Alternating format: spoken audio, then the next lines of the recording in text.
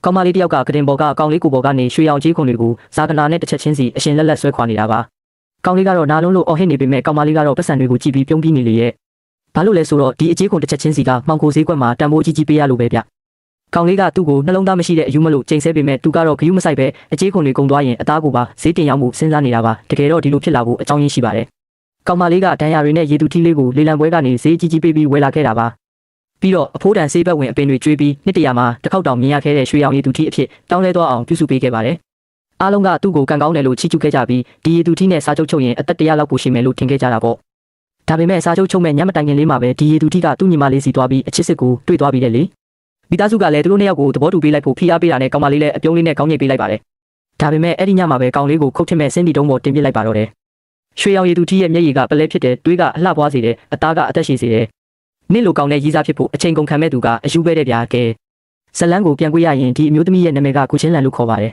အမျိုးကနာမည်ကြီးစေဘက်ဆိုင်ရာလုပ်ငန်းစုကြီးရဲ့ဆက်ခံသူဖြစ်ပြီးလူတိုင်းကသူ့ကိုတွေးတဲ့အယူမလို့တတ်မှတ်ထားကြတာပါလွန်ခဲ့တဲ့3နှစ်ကထိတ်တန်းလေလံပွဲတစ်ခုမှာသူပိုင်တဲ့ရှယ်ယာတွေအကုန်လုံးကိုပုံပေါ်ပြီးဒီတဝက်တင်နေတဲ့ရေသူထီးကိုသူဝယ်ခဲ့တာပါဒီရေသူထီးကိုအိမ်ကိုတည်လာတဲ့အချိန်မှာမိသားစုတစ်ခုလုံးလမ်းဖြန်သွားကြပါတယ်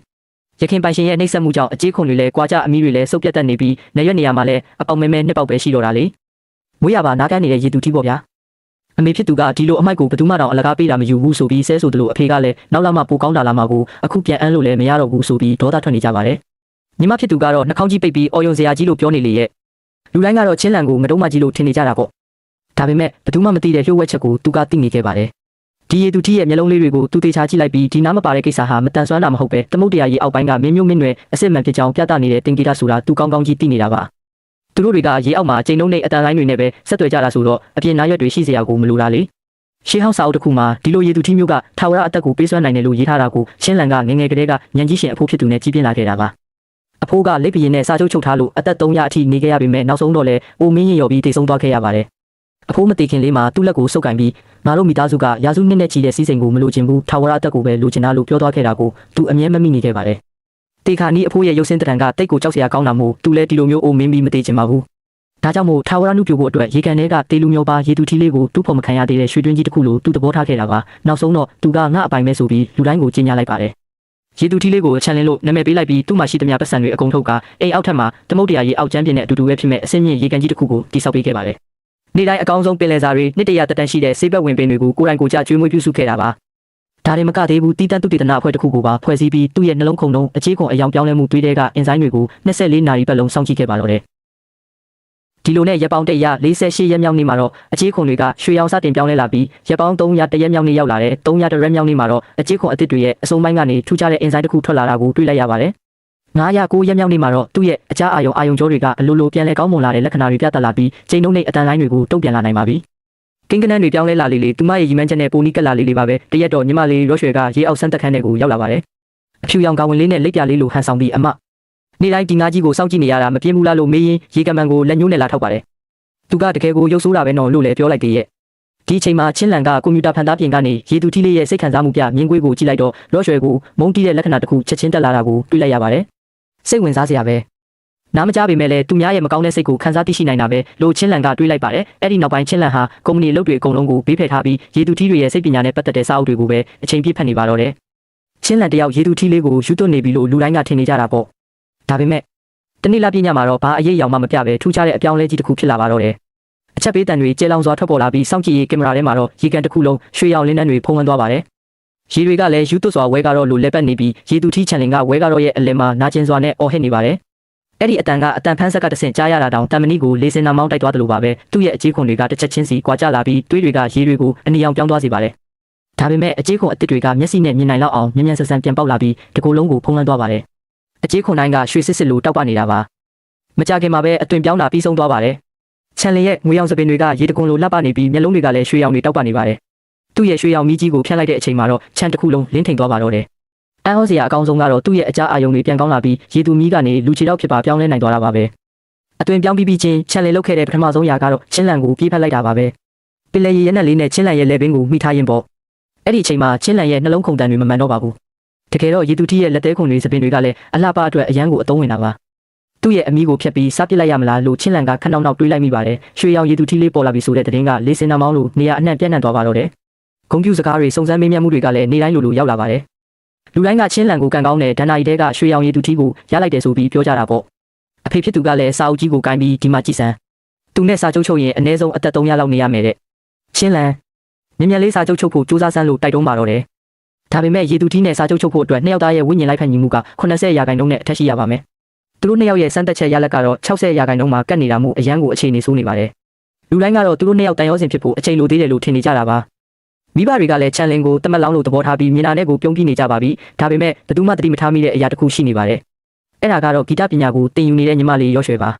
ချန်လင်အသွင်ပြောင်းတဲ့ညကလေးကသူ့ရဲ့အကြည့်တွေကချန်လင်စီကနေမခွာတော့ပါဘူးပါဇက်ကိုအုပ်ပြီးအရန်လာတာပဲလို့ပြောခဲ့သေးတာလေအဲ့ဒီနောက်ပိုင်းမှာတော့အပြောင်းလဲတွေကတိတ်တဆိတ်ဖြစ်ပေါ်လာပါတယ်အမြဲတမ်းချင်းလန်ရဲ့ဘေးမှာပဲနေတတ်တဲ့ချန်လင်တယောက်ရော့ရွှေနဲ့မကြာခဏဆုံလာပါတယ်ဥယျာဉ်တဲကရေကူးကန်ဘေးမှာရော့ရွှေရဲ့တာယာတဲ့တချင်းတန်တွေကိုမကြာခဏကြားလာရပါတယ်ရော့ရွှေကရေသူတီးတွေရဲ့ရှေးဟောင်းတချင်းတွေကိုတမင်တကာလေ့ကျင့်နေတာပါအဲ့ဒီတချင်းတွေကချင်းလန်ရဲ့စာကြည့်ကန်တဲ့ကစာအုပ်တွေထဲကနေသူတိတ်တဆိတ်ကူးယူသွားခဲ့တာပေါ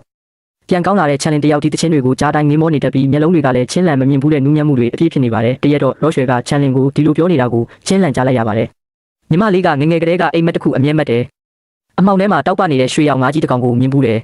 သူ့ကိုကြည့်ပြီးအယံဝမ်းနေခဲ့ရတယ်သူ့ကိုကဲတင်ချင်ခဲ့တာအခုအကိုကိုမြင်လိုက်ရတော့မှညီမလေးသဘောပေါက်သွားပြီအဲ့ဒါအကိုပဲဖြစ်ရမယ်ကျမတို့ကအရင်ဘဝကတည်းကရေဆက်ပါလာတာဖြစ်မယ်တော့တဲ့ဒီစကားကိုကြားတော့ချန်လင်တယောက်မျက်နှာတွေမြည်ရဲသွားပါတော့တယ်နောက်ပိုင်းမှာတော့မိသားစုအခန့်ပွဲကြီးတစ်ခုလုပ်ခဲ့ပါတယ်အဲ့ဒီပွဲမှာလူတွေရမ်းများတော့ချန်လင်တယောက်စိတ်မသက်မသာဖြစ်ပြီးရွှေရောင်မီးကြီးကိုကျမ်းပြင်ပေါ်တဖုံဖုံခောက်နေတော့တာပေါ့အဲ့ဒီအချိန်မှာပဲညီမလေးရော့ရွှေကတယော်လေးကိုယူပြီးတာရတဲ့တန်စင်လေးတစ်ခုကိုဝင်တီးခတ်လိုက်ပါတယ်အံ့ဩစရာကောင်းတာကအဲ့ဒီတန်စင်လေးကချန်လင်ရဲ့စိတ်ကိုချက်ချင်းငြိမ်ကျသွားစေတာပါပဲပြီးတော့ရော့ရွှေကလူတွေအများကြီးရှိမှချင်းလန်ကိုမျက်နှာငယ်လေးနဲ့ကြည့်ပြီးညီမလေးကအမရဲ့နေရာကိုဝင်လို့တလို့များဖြစ်သွားလာရင်ချန်လင်နေရာခတ်နေတာကိုမကြည့်ရလို့ပါတယ်လေအဲ့ဒီနောက်မှာတော့ချန်လင်ကချင်းလန်ကိုရုတ်တရက်လာပြောပါတယ်ရော့ရွှေကအရန်ထွေးတယ်မင်းနဲ့တခြားစီပဲလို့နိုင်ရှင်လိုက်တာပါအဲ့ဒီချိန်ကစပြီးချန်လင်တစ်ခုခုပြောင်းလဲသွားပြီဆိုတာချင်းလန်သိလိုက်ပါတယ်တနေ့နေ့လယ်ဘက်မှာရော့ရွှေကရေနွေးချမ်းပူပူကိုသူ့လက်ခုံပေါ်မတော်တဆမှောက်ချလိုက်ပြီးအော်ငိုပါတော့တယ်ဒါကိုကြားတာနဲ့ချန်လင်ကချက်ချင်းပြေးလာပြီးသူမရဲ့လက်ကိုစုပ်ကန်ကရေသူတွေရဲ့ကုသပေးနိုင်တဲ့တခြင်းလေးကိုဆိုပါတော့တယ်ရွှေရောင်အလင်းတန်းလေးတွေထွက်လာပြီးတန်ရာကမျက်စိရှိတင်ချက်ချင်းပျောက်သွားတာပေါ့ရော့ရွှေကလည်းမျက်ရည်လေးတွေနဲ့ကျေးဇူးပဲချန်လင်အမဆိုရင်ညီမလေးအတွက်ဒီလောက်စိုးရင်ပေးမှမဟုတ်ဘူးဆိုပြီးချွဲပါတော့တယ်ဒီစကားကြောင့်ချန်လင်ရဲ့မျက်လုံးထဲမှာရော့ရွှေပေါ်ထားတဲ့စိတ်တွေအကုန်ပုံကျသွားပါတော့တယ်အဲ့ဒီနောက်ပိုင်းချန်လင်ကချင်းလန်စီစဉ်ပေးထားတဲ့ဝိညာဉ်လိုက်ဖက်ညီမှုတိုးတက်စေမဲ့တင်တန်းတွေကိုညှင်းပယ်လိုက်ပါတယ်ပြီးတော့ချင်းလန်ရဲ့ကက်ကိုတုံးပြီးရော့ရွှေအတွက်ဈေးကြီးတဲ့ပင်လယ်ရေအောက်တန်းကြောက်တန်းတွေကိုတောင်လက်ဆောင်ဝယ်ပေးလိုက်သေးရဲ့လာရောက်အောက်မှာလည်းရော့ရွှေအတွက်ရေသူထီးတွေရဲ့အချစ်တချင်းကိုတီဆူပြနေပါတော့တယ်တရက်တော့ချင်းလန်အလုပ်ကနေစောစောပြန်ရောက်လာတော့ဥယျာဉ်ထဲမှာသူတို့နှစ်ယောက်စကားပြောနေတာကိုကြားလိုက်ရပါတယ်ရော့ရွှေကချန်လင်အမကအကိုပေါ်အရန်ကောင်းတာပဲနော်တကယ်လို့အကိုသာအမနဲ့စာချုပ်ချုပ်လိုက်ရင်ညီမလေးအကိုကိုအရင်လိုမတွေ့ရတော့ဘူးပေါ့နော်ဆိုပြီးအတန်လေးတုံတုံကြီးနဲ့ငိုပါတော့တယ်ချန်လင်ကလည်းပြက်ပြက်တသားပဲငါကသူ့ကိုကျေးဇူးရှင်တယောက်အနေနဲ့ပဲသဘောထားတာပါငါဝိညာဉ်ကိုထိတွေ့နိုင်တာမင်းတယောက်တည်းပါရော့ရွှေလို့ပြန်ဖြေလိုက်ပါတယ်အပြင်မှာတော့ချင်းလန်ကိုကဲ့ရဲ့လှောင်ပြောင်းနေကြပြီလေစက္ကန့်သူဖြစ်ပြီးငွေရှိပေမဲ့အချစ်စစ်ကိုမဝယ်နိုင်ဘူးသူ့ရဲ့ရေသူထီးကိုညီမဖြစ်သူကလူယူသွားပြီးဆိုပြီးတော့ပေါ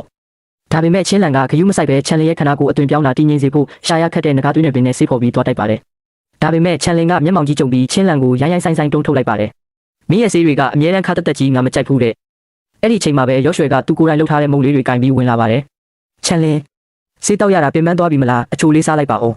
းအမမစူပါနဲ့နော်ညီမလေးကချန်လင်ကိုတနာလို့ပါတယ်ဗျာဒါကိုမြင်တော့ချန်လင်ကလူတွေအများကြီးရှိမှာပဲရော့ရွှေစီကူးသွားပြီးသူ့ရဲ့အချစ်စစ်ကိုတွေ့ပြီလို့ကြေညာလိုက်ပါတော့တယ်ရော့ရွှေရဲ့တချင်းတန်ကဘယ်စိတ်ထက်မဆိုငါ့ကိုပို့ပြီးတက်တာစေတယ်ငါသူနဲ့ပဲစာချုပ်ချုပ်မဲ့တဲ့ပြီးတော့ချင်းလန်ကိုလှည့်ကြည့်ပြီးငါတို့ရေသူမျိုးနွယ်ကအချစ်စစ်ကိုပဲတန်ဖိုးထားတယ်မင်းကအစကတည်းကအကျိုးအမြတ်အတွက်ပဲငါ့ကိုချင်းကပ်ခဲ့တာမင်းကငါနှလုံးသားကိုရဖို့မထိုက်တန်ဘူးစာချုပ်ချုပ်ဖို့ဆိုပိုတော့မထိုက်တန်သေးတယ်လို့အပြစ်တင်ပါတော့တယ်ပြောရင်းဆိုရင်းနဲ့သူ့လက်ကောက်ဝတ်ကိုမြောက်ပြလိုက်ပါတယ်အဲ့ဒီမှာစာချုပ်ချုပ်ဖို့ဝိညာဉ်လိုက်ဖက်ညီမှုရလက်တွေပေါ်လာပါတယ်တေချာကြည့်စမ်းငါနဲ့မင်းရဲ့လိုက်ဖက်ညီမှုက60%ပဲရှိတယ်ဒါပေမဲ့ငါနဲ့ရော့ရွှေကတော့100%အပြည့်ပဲငါတို့ကမှဖူးစာရှင်အစ်စ်တွေလို့အော်ပြောလိုက်ပါတယ်ပြီးတော့ဆက်ပြောသေးတယ်ဗျအခုရော့ရွှေကအရန်နေမကောင်းဖြစ်နေတာငါနဲ့စာချုပ်ချုပ်ပြီးငါရဲ့အသက်ဆွမ်းရည်တွေကိုမျှဝေပေးမှသူအသက်ရှင်နိုင်မှာမင်းတာငါအပေါ်တကယ်ကောင်းနေဆိုရင်ငါတို့နှစ်ယောက်ကိုသဘောတူပေးလိုက်ပါတယ်ဗျအဲ့လိုနဲ့ဇလန်အစမှမြင်ခဲ့တဲ့မင်းသမီးကသူကိုယ်တိုင်ပြုစုပြောင်းထောင်ခဲ့လို့ပြန်ကောင်းလာတဲ့အခြေခွန်တွေကိုတစ်ခုချင်းခွာဖြစ်ပါတော့တယ်